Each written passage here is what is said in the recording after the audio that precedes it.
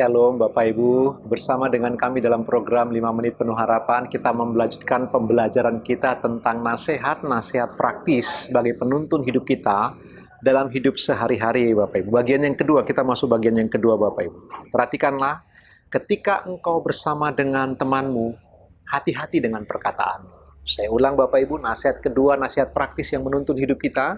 Ingatlah, ketika engkau bersama dengan temanmu, hati-hati dengan perkataanmu. Amsal 16 ayat 28 berkata, orang yang curang menimbulkan pertengkaran, dan seorang pemfitnah menceraikan sahabat yang karib. Bapak Ibu, ingatlah, persahabatan itu sangat membantu kita.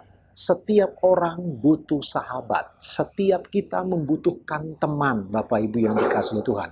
Karena kita dibentuk dan dijadikan oleh Allah segambar dengan rupa Allah, salah satunya dalam hal sosial. Kita adalah makhluk sosial. Kita membutuhkan persahabatan, bukan hanya pemuasan jiwa kita Bapak Ibu yang dikasihi Tuhan, tetapi juga itu memuaskan jiwa sahabat kita. Karena itulah Bapak Ibu yang dikasihi Tuhan, persahabatan itu didorong oleh firman Allah. Persahabatan yang baik, persahabatan yang sehat, persahabatan yang jujur. Tetapi perhatikan ini nasihat praktisnya Bapak Ibu. Ketika Bapak Ibu dan saya bersama dengan teman kita, dengan sahabat kita, hati-hati dengan perkataan kita. Karena Amsal tadi berkata Bapak Ibu, kadang-kadang karena persahabatan begitu dekat, tanpa sengaja kita mulai bercerita tentang orang lain, sehingga menyinggung perasaannya. Atau kita bercerita tentang hal yang tidak dia sukai. Betapa pentingnya berhati-hati di dalam sebuah persahabatan. Semakin dekat persahabatan kita, semakin berhati-hati dalam perkataan kita, Bapak Ibu yang dikasihi Tuhan. Saya ingin memberi contoh. Tuhan Yesus memutuskan bahwa murid-muridnya adalah sahabatnya juga. Jadi persahabatan dibangun dari pihak Tuhan Yesus Kristus. Dia mengatakan bahwa muridnya bukan hanya murid tetapi sahabat. Tapi perhatikanlah Bapak Ibu yang dikasihi Tuhan. Semakin Kristus menganggap murid-muridnya sahabat, semakin dalam rasa hormat murid-muridnya kepada dia, semakin berhati-hati dalam berkata-kata dan bersikap. Begitulah kita dalam persahabatan Bapak Ibu. Kadang-kadang persahabatan menjadi sebuah pertengkaran. Persahabatan menjadi sebuah konflik. Hubungan-hubungan kita menjadi retak dan tidak sehat. Karena apa?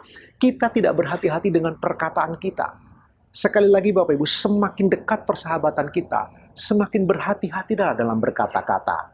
Semakin bijaklah dalam berbicara Bapak Ibu. Jangan sampai persahabatan kita diisi oleh fitnah. Kita salah memberi informasi, kita menggosip tentang orang lain, kita menggosip tentang sesuatu yang barangkali dia tidak nyaman.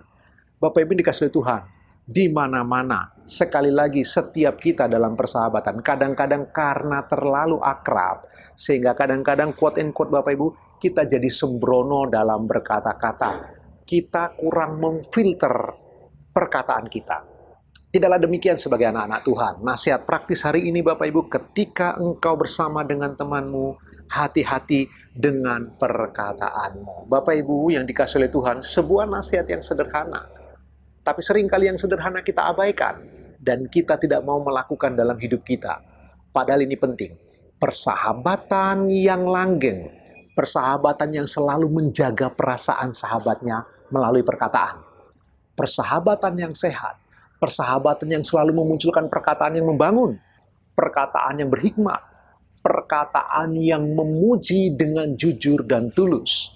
Bukan perkataan yang tidak dikontrol dan dikendalikan. Karena itulah Bapak Ibu dikasihi Tuhan, ayo kita merenungkan nasihat ini bersama-sama.